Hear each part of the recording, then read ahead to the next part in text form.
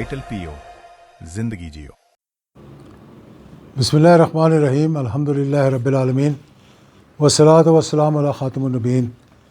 आज कुछ दिनों के बाद फिर एक मरतबा आप के साथ मैंने कहा थोड़ी बहुत गपशप हो जाए, और दूसरा दिल करे तो चैनल को सब्सक्राइब कर लें और बेल आइकन को भी दबा दें ताकि हमारा और आपका राब्ता जो है ना वो मुसलसल रहे। पिछले दिनों बहुत से लोगों ने राब्ता किया, कहने लगे जी कि इजाज़ुल हक साहब इतनी गहमा गहमी मुल्क के अंदर है, आपका वीलॉग नहीं आ रहा, आप कोई बात नहीं कर रहे।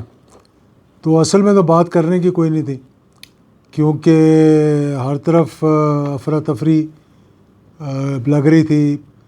जो वीलॉगर्स हैं उनको एक बड़ा अच्छा इशू मिल गया और उन्होंने उस पर बातचीत शुरू कर दी। और ये बहस और भी तरीक़ों से शुरू हो सकती थी वैसे कि इंतज़ामी यूनिट्स बनाए जाएं।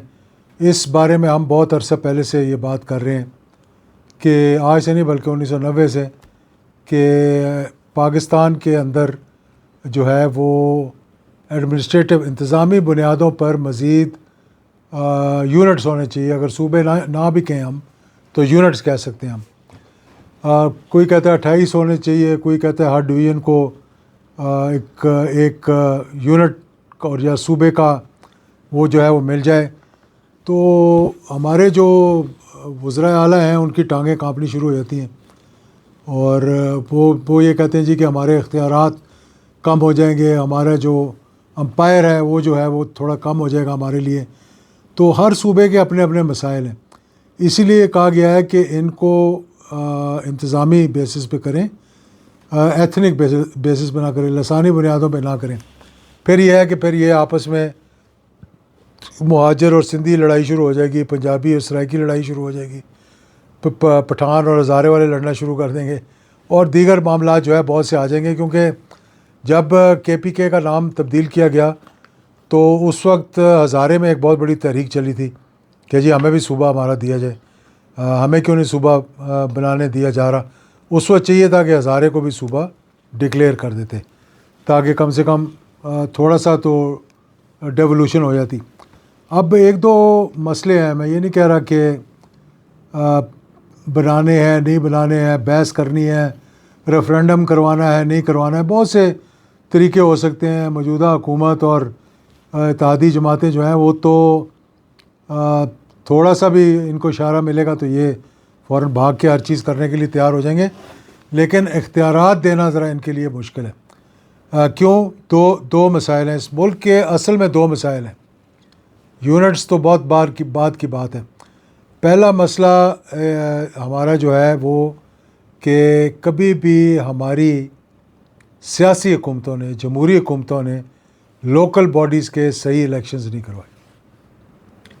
जमहूरियत के अंदर जब तक आप डेवोल्यूशन नहीं करेंगे, डिवॉल्व नहीं करेंगे, आप इंतज़ामी मामलात को ग्रास रूट लेवल पर आवाम तक नहीं लेकर जाएंगे तो आपकी अपनी कदर जो है वो इतनी नहीं होगी लोगों के दिलों में जितनी कि अगर उनके मसाइल हल हो रहे होंगे तो होगी। लोकल बॉडीज़ के काउंसलर्स अगर होंगे तो उनके पास जाने के लिए एक आसानी होती है। एक MNA और एक MPA को जो है और ख़ास तौर पे वज़रा को तक पहुंचना एक बड़ा मुश्किल काम होता है। और छोटे छोटे कामों के लिए कि जी ये हमारी नंबरदारी का मसला आ गया, ये हमारी पटवारी का मसला आ गया, ये हमारे फ़लाने का इंतज़ामी का मसला आ गया, तो लोकल बॉडीज़ के इलेक्शंस जो हैं वो हुकूमतें जमहूरी डरती हैं करवाते हुए, और अगर करवाती हैं तो कब्ज़ा ग्रुप की तरह कब्ज़ा करती हैं। वो लोकल बॉडीज़ के इलेक्शंस नहीं होते, वो इलाके पे कब्ज़ा होता है, उसके वसाइल पे कब्ज़ा होता है और आवाम का जो वोट है वो नुमाइंदों तक नहीं पहुंचता। तो मैंने तजवीज़ ये दी थी कि अगर आप लोकल गवर्नमेंट के इलेक्शंस करवाते हुए डरते हैं पार्टी बेसिस पे, तो नॉन पार्टी बेसिस पे करवा दें। आप कहें जी कि इलेक्शन जो है नॉन पार्टी बेसिस पे होंगे और अगर किसी ने पार्टी ज्वाइन की तो उसकी रुकनियत जो है वो ख़त्म कर दी जाएगी। अगर इसी बात से डर है या खौफ है कि जी कोई और ऐसी जमात ना आ जाए जो हमारी मुखालिफ हो, तो बेहतर है कि हम सारा कंट्रोल अपने पास रखें। दूसरा इस मुल्क का जो मसला है वो मैं ज़रा आगे चल के डिस्कस करूँगा लेकिन यहाँ पर मैं बताना चाहता हूँ जो लोग ये बहस कर रहे हैं और जो मामलात को आगे लेकर चल रहे हैं या तजवीज़ पेश कर रहे हैं और वो कोई डेडलाइंस दे रहे हैं हुकूमत को कि 6 महीने में चली जाएगी, 4 महीने में चली जाएगी, 4 दिन में चली जाएगी, आ रही है या जा रही है, वो कहते हैं आनियाँ जानियाँ देखो इनकी। तो उनको ये बताना चाह रहा हूँ मैं कि परवेज़ मुशर्रफ साहब ने 3 साल जो उनके पहले थे टेन्योर के 1999 से लेके 2001-2002 तक, जब उन्होंने एक बहुत बड़ा रिसर्च करवाई, जनरल नकवी उन दिनों में होते थे जो उनको इस बात पे लोकल बॉडीज़ के ढांचे को तश्कील देने में मदद कर रहे थे, और एक हमारे एमएनए होते थे दानियाल अजीज़, सियालकोट से एमएनए बनकर आते थे वो, उनके वाले साहब भी एमएनए रहे हैं, उनको बाद में एक तमगा भी दिया गया था इसी उनकी खिदमात की वजह से लोकल बॉडीज़ का जो उन्होंने बनाया था। लेकिन हुआ क्या कि वो इतना ज़बरदस्त लोकल बॉडीज़ का सिस्टम लाया जा रहा था कि हर ज़िले के अंदर नाज़िम के पास ये इख्तियार दिया जा रहा था कि वो डिप्टी कमिश्नर, डीपीओ और दीगर लोगों की जो है एसीआर वो लिखेगा, ताकि लोकल लेवल पे पता हो कि मामला सही चल रहे हैं कि नहीं चल रहे हैं। या तो फिर वो भी उनके साथ मिलकर मामला गड़बड़ कर देगा या फिर वो लोगों को ठीक करने के लिए वो करेगा। और इसी तरह तहसील के लेवल पर जो तहसील के चेयरमैन होंगे वो एसी उनके अंडर होगा और वो जो है उसकी लिखें। लेकिन वो फ़ौरी तौर पर चीफ मिनिस्टर को तकलीफ़ शुरू हो गई, और उस वक़्त के चीफ मिनिस्टर हमारे बहुत करीबी दोस्त थे परवेज़ इलाही साहब, उन्होंने कहा ये तो मेरे इख्तियारात ही गायब हो जाएंगे, ये तो नाज़िमों को सब कुछ मिल जाएगा, तो ये तो मेरे हाथ में रहना चाहिए। तो उन्होंने ये शेक और ये हिस्सा निकाल कर उस पूरे लोकल बॉडी सिस्टम की जो रूह थी उसको उन्होंने उसमें से निकाल दिया, और बाकी फिर वो जो जब रूह निकल जाए तो ढांचा रह जाता है, वो ढांचा फिर हिलता जुलता रहा। नाज़िमों ने कुछ काम किया, कुछ इख्तियारात उनको मिले, लेकिन वो इम्पेक्ट नहीं था जिस इम्पेक्ट की ख्वाहिश जनरल परवेज़ मुशर्रफ ने की थी। और अगर देखा जाए तारीख़ को, कुछ लोगों को पसंद तो नहीं आता कि सबसे अच्छा जो लोकल बॉडीज़ का निज़ाम चला था वो जनरल ज़िया-उल-हक शहीद के ज़माने में चला था। किसी को पूछ लें उस ज़माने में जो चेयरमैन थे या जिन्होंने लोकल बॉडीज़ के अंदर हिस्सा लिया कि कितने इख्तियारात थे उनके पास और किस तरह वो आवाम की खिदमत कर रहे थे और किस कदर करप्शन उस वक्त कम थी। ये आप थोड़ा सा अगर तारीख़ देखें तो आपको मालूम हो जाएगा। तो सबसे पहले तो ये लोकल बॉडी का। दूसरा मसला पाकिस्तान में इंतज़ामी यूनिट से ज़्यादा जो है वो है करप्शन का। ये करप्शन दिन ब दिन बतदरीज इस तरीके से बढ़ती जा रही है, इस तरह फैलती जाती है जिस तरह के एक नासूर को कह लें कि जिस्म के अंदर फैलना शुरू हो जाए तो उसको फिर रोकना बड़ा मुश्किल हो जाता है, पूरे जिस्म को ही अपने साथ लेकर चला जाता है।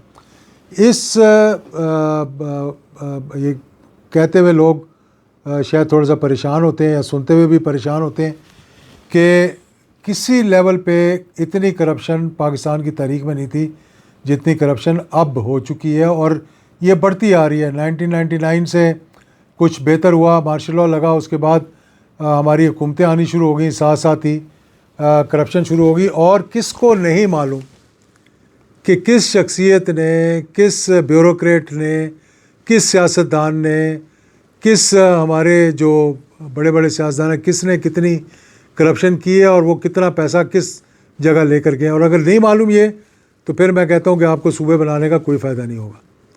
पहले इस नासूर को इस मुल्क से ख़त्म करें ताकि लोगों की जान जो है वो छूट जाए और काम जो है वो लोगों के एक जो कहते हैं ना मेरिट के ऊपर होने शुरू हो जाए। ये दो मामलात हैं मुल्क के अंदर जिनको ठीक करने की ज़रूरत है, वरना मज़ीद इंतज़ामी यूनिट जब बनाएंगे, मज़ीद ब्यूरोक्रेट्स को इंतज़ामी हेड बनाएंगे, मज़ीद करप्शन कम होने के बजाय करप्शन बढ़ती चली जाएगी। तो इसलिए इन चीज़ों पे बहस बहुत अच्छी बात है। मैं समझता हूँ कि इसमें पार्लियामेंट में भी बहस होनी चाहिए कि किस तरह का सिस्टम हमें चाहिए, इसमें कोई शक नहीं। मैं जो बातें की जा रही हैं मैं 100% उनको कह रहा हूँ कि ये बातें सही हैं, लेकिन ये एक कहते हैं कि ख्वाब है, यूटोपिया है, जिसको अचीव करने के लिए हम कहते हैं जी कि सिस्टम फेल हो गया, मुल्क नहीं चल रहा, 10 साल भी अगर हम इसी तरह बैठे रहेंगे तो वहाँ के वहीं खड़े रहेंगे, इसमें कोई शक की बात ही नहीं है। पीछे से आप देख लें अभी तक कि आप कहाँ खड़े हुए हैं। और एक जो बड़ी गलती की, जिसको कि बड़ी एक अचीवमेंट समझा जा रहा है इस मुल्क के अंदर, को ये 18वीं तरमीम कर दी। इतना नुकसान इस मुल्क को मेरा नहीं ख्याल किसी और चीज़ से पहुंचा जितना 18वीं तरमीम से पहुंचा, कि आपने तमाम चीज़ें डिवॉल्व कर दी, सूबों को दे दी, और सूबों के अंदर कोई कैपेसिटी नहीं है उनको चलाने की, उनकी कैपेसिटी बिल्डिंग हुई नहीं, और आपने जो है वो उसको 18वीं तरमीम करके अब क्या हो रहा है कि NFC अवार्ड के लिए मिन्नतें की जा रही हैं।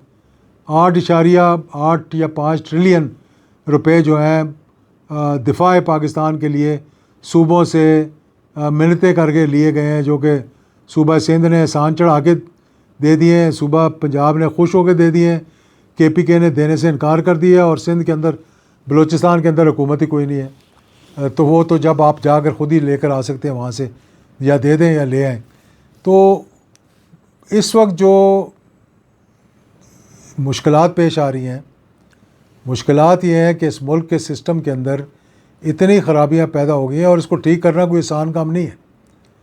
मैं समझता हूँ कि हम इस पे बहस करें कि हमने लोकल बॉडीज़ को कैसे इम्प्लीमेंट करना है, करप्शन को कैसे कम करना है, फिर आगे जाके बात करें। ये नहीं कि मज़ीद यूनिट्स बना के मज़ीद चौधरी वहाँ पर जाके बिठा दें, और वो चौधरी जो है वो अपनी चौधराहट के अंदर सारा माल जो बाकी का बचा है वो भी खा जाए।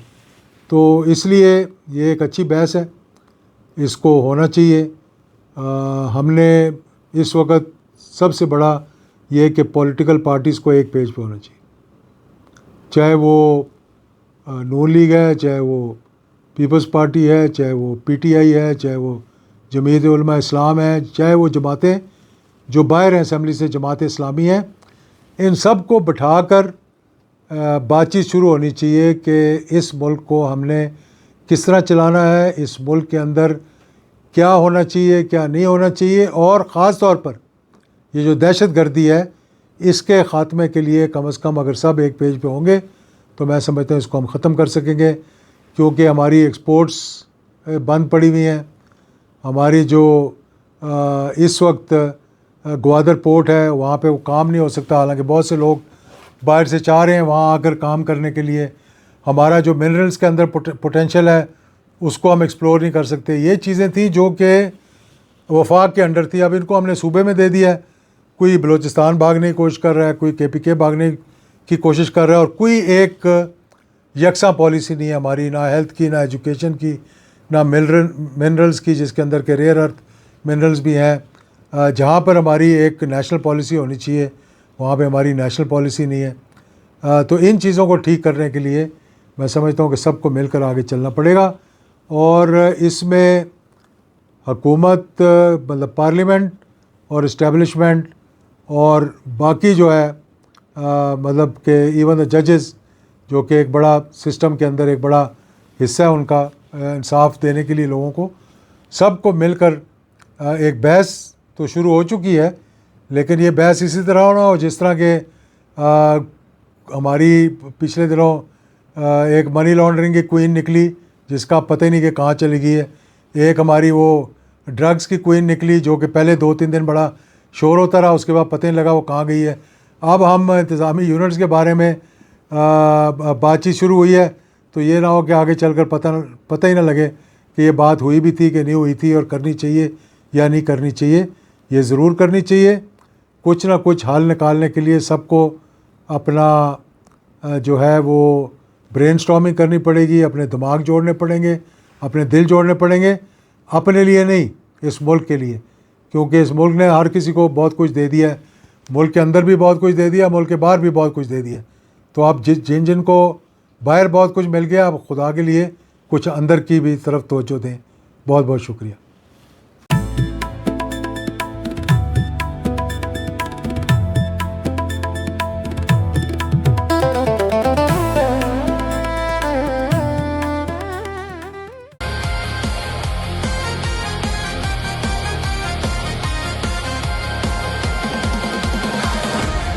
वाइटल PO, जिंदगी जियो।